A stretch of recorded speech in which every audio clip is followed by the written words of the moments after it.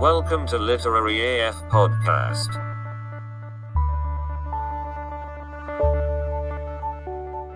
Hello and welcome to the number 3 book podcast in all of southern Winnipeg. Literary AF Podcast. What happened? I don't know. Time to Read is still above us. Oh. I'm sure there's a second one snuck in there somewhere. I'm Sheldon. I'm Danni. And we're here today to talk to you about a book. Yep. That's right. That's correct, right? That is correct. That's why Time to Read is beating us. They have their shit together. Yeah, they know they're doing books every week. So I read a book Mm-hmm. last week. I believe I mentioned it at the end of the podcast last week too. Okay. The book is called Briarley by Aster Glenn Gray. Okay. And this is a retelling of Beauty and the Beast. Oh. Which is, I think I've mentioned this before. Beauty and the Beast retellings are like my favorite. Yeah. Is that like a genre? Would you call it a genre? Like retellings of Beauty and the Beast? No, retellings of fairy tales. That's like its own. Because there's a lot of them. Yeah. But anyways. This is, it takes place during World War II. Ooh. And it is between a parson, and a beast, who is, in this one, apparently a dragon. Okay, I'm down with that. He's like... So it's a gay retelling of Beauty and the Beast. So there's the parson, and then there's the dragon. And they actually go through, I would say, like 70% of the book, 70 to 80% of the book, without saying their names. Oh, okay. They are actually called the parson and the dragon by the narrator. Mm-hmm. Which I thought was interesting. Yeah, I like that. Actually, I actually happened to open it up on the page where they talk about their names, and that's page 90 of a 160-page book. Oh, wow. So, just under halfway, I guess. That's kind of like, well, in Rebecca, they never say the protagonist's name, but... Which one was Rebecca? The one with the girl who married the older guy and his previous wife. Everyone loved her. Oh, and the wife was... The wife was Rebecca. The wife was Rebecca, and the right? main character was... I remember. Her. Just her. So in this one, the parson's name is Edward Harper. Ooh. And the dragon goes by the name Briars. His name is Ambrose Briarley. Okay. So this book starts off with the parson heading out of town to... I can't remember what he has gone to do. It's a really short book. Okay. And I read it last week, so it's just kind of, with everything that has been happening, yeah, it has gone right out of my head. The world is a chaotic and depressing place right now. Disaster right now, which is also why we didn't do an episode when we should have last week. Yeah. We were just so worn down. Yeah, and we both also forgot it was Wednesday. Also forgot it was Wednesday until 10 o'clock Wednesday night. I'm still unemployed. Time is meaningless. Yeah. I'm still employed, but not happy about it. Yeah. So he leaves town, and he has a bad leg from the war, from World War I believe. Okay. And he... Wait, where does this book take place? I feel like it's England. Yes, it's England. Oh, nice. Because they talk about Oxford, which is England, right? Yeah. Yeah. Yeah, and I feel like parson's a very English word. Yeah. Yeah. That is Lesser Insley. The town is called Briarley, which I don't even know. I doubt that's the real place. But he talks about how his daughter Rose left Oxford to become a nurse. So yeah, it would be England. She is in the military, and she has gone to be a nurse for World War II. Cool. And she comes back for, I guess, a leave to see him, and he has to leave to go do some of his parson duties elsewhere.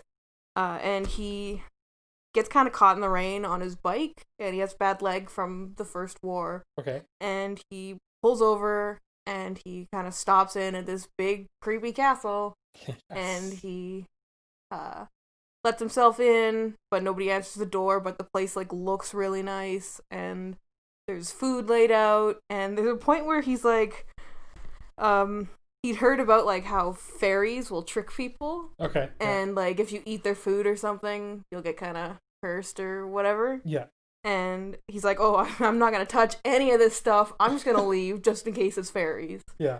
And on his way out, he sees some rose bushes. And he remembers that he always brings a rose back for his daughter whenever he leaves to do his little thing. Mm-hmm. And he stops to cut a rose. And then... Big mistake. Yeah, big mistake. Basically, this giant dragon man comes swooping down and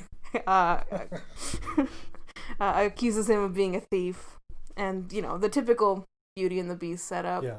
He gets held captive in the castle. Are the furniture alive in this room? No. Okay. No alive furniture. There are 3 servants still in the castle. They are invisible. Oh, okay. So, that's a fun little twist. Yeah. There used to be more, but the way to break the curse is to, I guess, love someone. Yeah. Or have people who love you in return kind of thing. And, when the curse happened, most of the other servants had people come to the castle looking for them. Okay. And when their loved ones showed up at the castle, the curse on that servant would break. Oh, and they were visible again and they just left. That's a nice twist. Yeah. Because I always felt like with the original Beauty and the Beast, like, the servants are really given a bum deal. Yeah. Like, they are completely cursed because their master's a jerk. That is not the case. And they can only be freed if their master, like, finds love. No, that's not the case in this one, because they also talk about how, like, one of the servants turned away the lady when she was asking for food. Oh, one of the like, they all did something to this enchantress. Oh, okay. So they all got cursed for their being shitty people. Very thoroughly vetted them. Yes, yeah, absolutely. So then it's kind of, you know, your typical Beauty and the Beast setup. They spend time together. The dragon is a dick. Perfect. And he's already my favorite character in this book. he's good. There's a point where he actually, so the parson leaves the castle because he's not bound by the curse. He kind of chooses to stay. Yeah. To help this dragon get over his curse. And he leaves the castle and he sends a letter to Rose to be like, hey, here's where I am, by the way. You know, don't worry about me. Because the village he came from actually had, like, a whole search party out looking for him. Okay. But nobody can remember where the castle is. Yeah. When they leave, they kind of forget how to get there. And he goes out and he sends a letter, and he has a bit of a problem trying to get back. And when his daughter tries to retrace where the letter came from, like, the postman is like, you know, it takes him a really long time to try to remember where he got it from and where, you know. So she does come to visit him at the castle. And he actually, like, tells her about this whole curse and everything. He's like, yeah, there's some servants here, they're invisible. Here's the dragon. He's a bit of a dick. And she just kind of leaves because she has to go back to fighting in the war. Mm-hmm. He ends up bringing in a puppy. His plan is to, I guess, since the dragon won't see people because he's embarrassed because he's a large dragon man. Of course. His plan is to at least see if that... As one would be. Yeah. See if that maybe, like, loving a puppy would be enough to break the curse. And the puppy will love him, so... You know what? That's a smart thing to try. Yeah, like, I mean, it was worth a shot. It doesn't really work. But does the puppy not love him? The puppy loves him. And there's, like, It's kind of cute because you can see he, like, doesn't like the puppy at first. Mm-hmm. And, you know... The parson actually brings a puppy that it had been, like, damaged in an accident. So it had, like, no back legs. Oh. So the dragon is like, you brought me this broken puppy. And the parson is like, you know, in the war, puppies helped a lot of soldiers get over, you know, PTSD and stuff like that. It kind of helped. Yeah. It's like a coping. So he brings this puppy to try to help the dragon. And they end up fashioning the puppy some wheels. A little wheelchair? Oh. Yeah. With an old roller skate. They kind of take it apart and turn it into, like, a little wheelchair for the puppy. It's super cute. If they made this into a movie, I would cry. Like, I can already predict that. And then the person kind of realizes that the reason the dragon wasn't interested in any of the ladies who came by the castle, because the servants originally, like, wrote to all the women that they knew to be like, come here, you know? It's like Mamma Mia mixed with Beauty and the Beast. Come here and, you know, fall in love with the lord of the castle and break the curse, please. But he wasn't interested. He wasn't seeing any of them. And the person realizes that it's probably because he was gay. And he was cursed in, like, the 1800s. Okay. So, obviously, you know, being gay was illegal.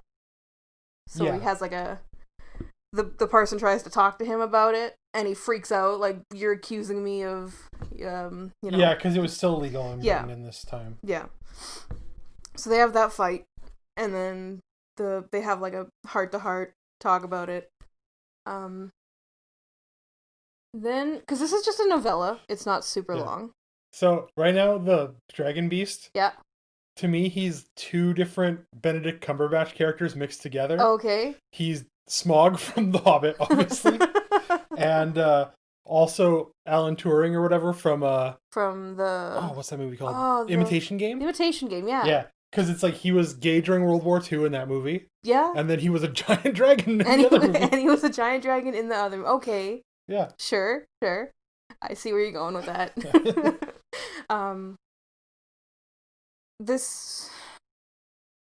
The book kind of... The climax of the book is, I guess, some bombers from Germany show up to start dropping bombs on London, but they get deterred, and they just they start ditching their bombs in order to get away faster. Oh, okay. And they drop them on the castle. So there's a bunch of explosions, and the castle basically goes up in flames. Oh, no. I guess before this I should say that the castle kind of takes care of itself. Okay. It keeps returning to the state in which it was the night the curse happened. Oh, okay. So the roses never die. Dust never, like, collects anywhere. Yeah. The table is constantly with the same meal that it had that night, okay, like 100 years ago. That's interesting. So they drop bombs on the castle, and the castle goes up in flames.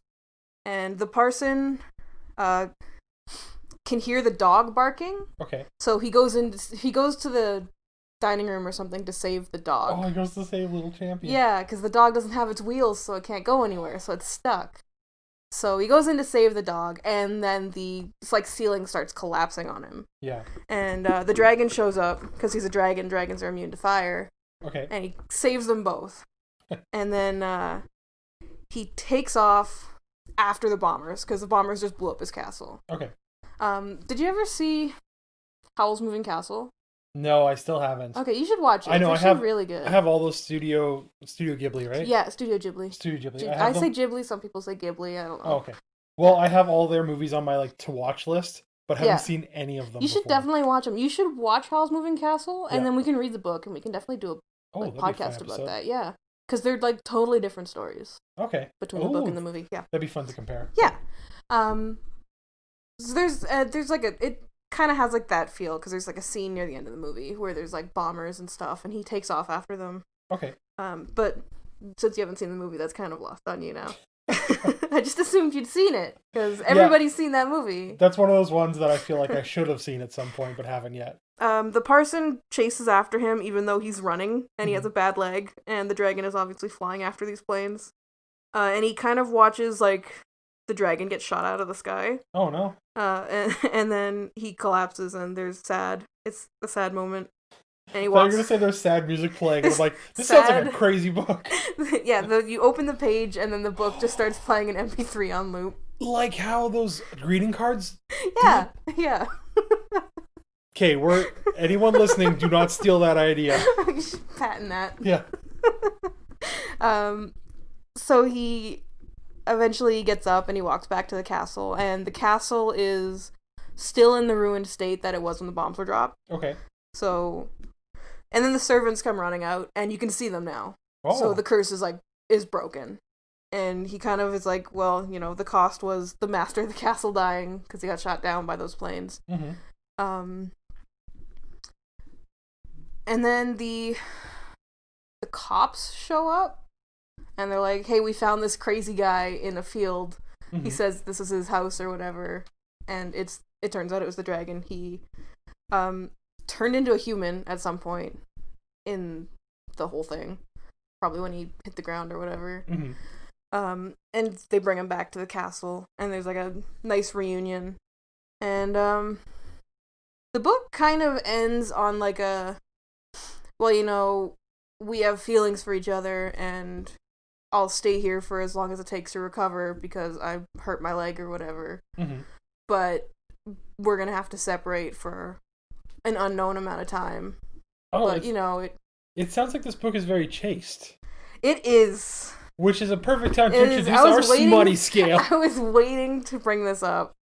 Okay, so a couple episodes ago, we like joked around about like a smuttiness scale of like 1 to 5. When I was talking about The King of Bourbon Street, which was a super smutty book. And we made some jokes, but I didn't think of the actual scale until like while editing that episode. You sent me a text about it like 2 hours after we finished the episode. And I was so psyched for it because they all rhyme. Yep. So we got level 1 is a prude. Yep.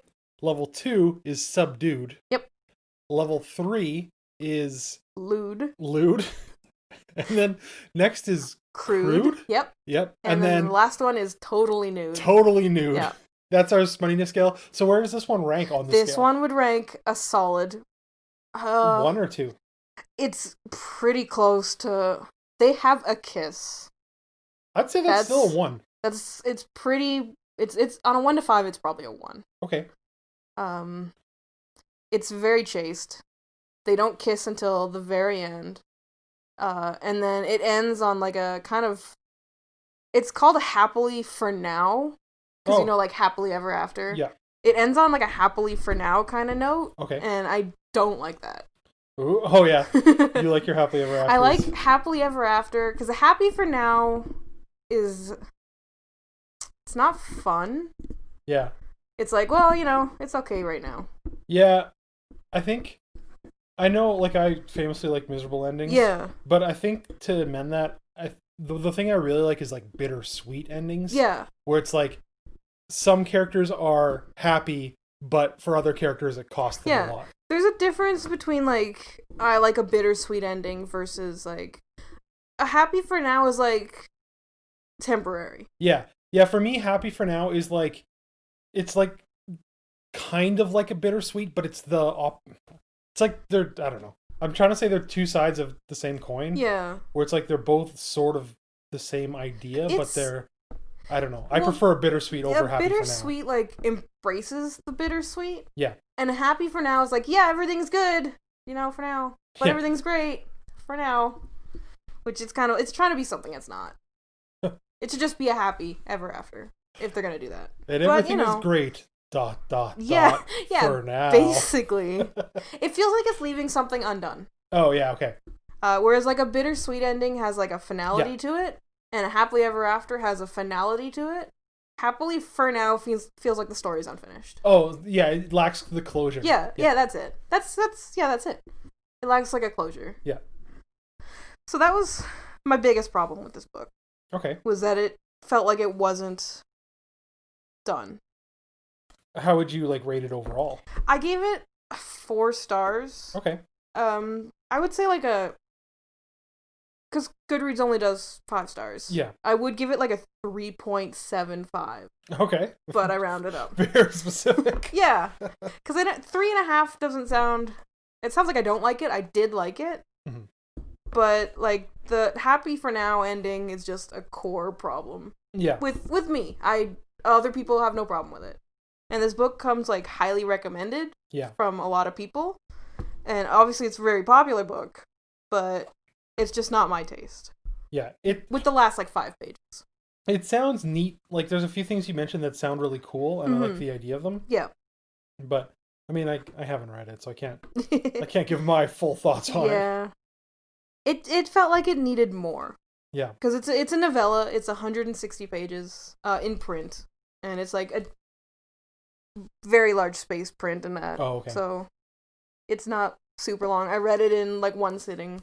Okay. One morning. So maybe if it had been fully put into a novel. Yeah. Like if they had stretched it out another 100 pages. But then maybe that would have been stretched thin. Who knows? Yeah, it's so hard to say. It's hard to do a novella properly. Yeah. I feel like novella is in a weird gray space between short story and like full novel. Yeah. Where like I would almost either prefer either extreme, where it's like, give me a short story that's 10 pages long that gives me the solid moment, or give me the full novel with the like developed characters and stuff. Yeah. One of the best novellas, I guess it's a novella. I don't remember what the classification is between a novella and a short story, but I know we've looked it up like twice already. We have, yeah. The best novella that I've read is A Matter of Class by Mary Baylow. Okay. And I think we did an episode on it a while ago. Which one's that one? It was a historical romance, and it has like a really good twist to it. Okay. Like right at the end.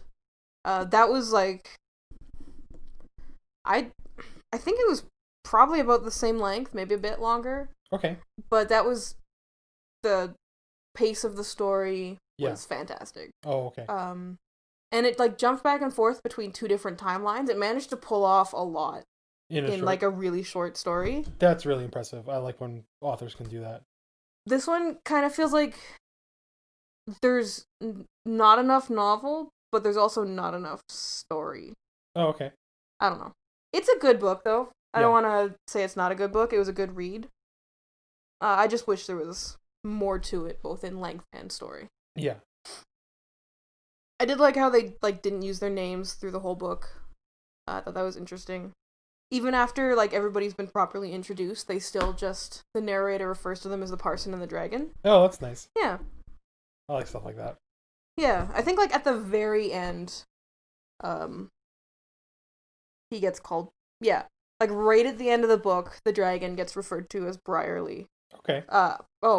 Probably after he is turned back into a human, he gets called Briarley. Yeah. So. Does this book have a Gaston? They have two. They have the cook, okay, the maid, and the groom. But there's no like outside dude who's trying to sabotage things. Oh right. I got Gaston confused with Lumiere. Yeah, with Lumiere. Yeah. No, there's no like outside bad guy coming in to kill the beast. So, we can always assume the Germans, I guess. The German man who bombed the castle, I guess. Yeah. He was Mr. Gaston and his co-pilot LeFou. Yeah, sure. So that's what I had for this book. It was good. It was worth the read. Great. But it was it was okay. Nice. Yeah. Okay, so next week we'll probably try to do the next part of Count of Monte Cristo. Count of Monte Cristo. How are you doing on that one? The middle of this book is very like, a lot of it's the same kind of thing, where it's like, it's just the Count like talking to different people who are connected to the people he doesn't like. Yeah. And like he either finds out some new piece of information or he like sets something up for later. Right. So it's so hard to judge like story-wise like whereabout I am. Yeah. I think I'm at page like 5. No, wait, no. I was up to page 600 from the end of the last part. Okay. I think I'm up to about page 700-ish now. Okay. You're getting there. Yeah. It's happening. Oh, do you know, I was rewatching a movie yesterday. Oh? And Django Unchained by Tarantino. Okay. And he talks about Alexandre Dumas, the guy who wrote Okay. Count of Monte Cristo. Yeah. And he was black, the author. Huh. Which is interesting for like that time period in France. Yeah, I had no idea. Yeah, I looked it up. He was actually like he was mixed race. Like I think his dad was white and his mom was black, maybe. Right. But it's still very interesting to think, because people always paint like the classics as like crusty very old white dudes writing these. Yeah. And so it's always interesting to be like, oh wait, actually this was written by a person of color, and it was like the book doesn't have any like racial features in it at all. Like, yeah. It's just revenge. It's just revenge transcends. That is so true. Yeah. Oh, wiser words were never spoken. Yeah. All right, well, that's good to know. And then, do you know what you're gonna do next? No. I'm gonna, there's a lot of books on my shelf that I want to read, and I just haven't sat down to actually read them. I've been rereading those Immortals books, because the world sucks right now. Yeah. And those are like a solid... something you can return to. I can return to, I can rely on them for being good. It's just a good time. Yeah, I'm just rereading books that I like but haven't read in a long time. Yeah. Or haven't covered on the podcast. Yeah. So, yeah, that's my plan. I think I have a feeling of what I might do after Count Monte Cristo. Okay. It's scandalous, but it'll be fun to kind of talk about. Okay. All right. So we'll see if that happens. I might change my mind. All right. But anyway, where can people find us? People can find us on Facebook, Literary AF. You can find us on Twitter, LiteraryAFPod. You can listen to us on YouTube, iTunes, Spotify, and Podbean, Literary AF. And if you want, you can send us an email, literaryafpod@gmail.com. Yeah, we appreciate all your comments, your compliments, and constructive compliments. No criticism, we can't handle it. No, it's a joke. But also, don't. All right, well, check us out next time. We don't know what day we'll record again because life. But we'll try to do it on time, hopefully. Yeah, we'll see what happens. Yeah. But in the meantime, keep on reading.